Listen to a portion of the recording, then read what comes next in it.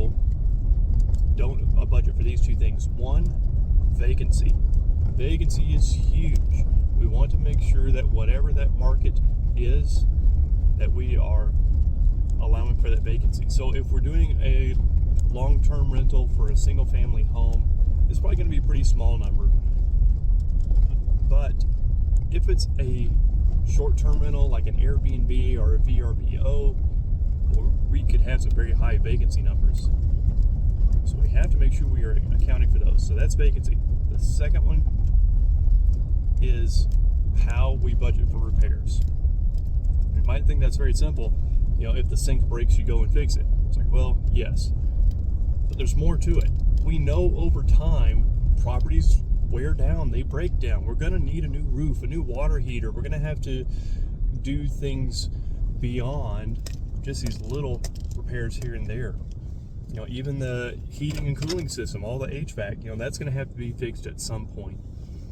So sometimes we call those big ticket items our capital expenditures, CapEx. So we want to make sure we're setting aside some money each month for those capital expenditures, as well as setting aside some money for those other smaller maintenance items. So it's when we really start to combine all this together. So we're accounting for vacancy, property management, basic maintenance, capital expenditures, if there's any HOA fee, the PITI, and then kind of, you know, taking all those out from that initial payment. Now we're really starting to talk about true net cash flow, the money you can put in your pocket at the end of the day, and everything else is accounted for even when those repair items come up.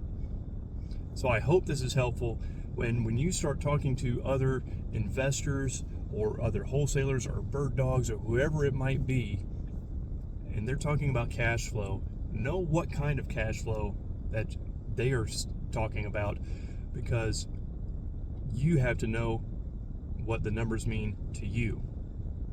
Then you can look at, what is my return? Okay, what is the offering that we could give a potential partner if we wanted to bring them in?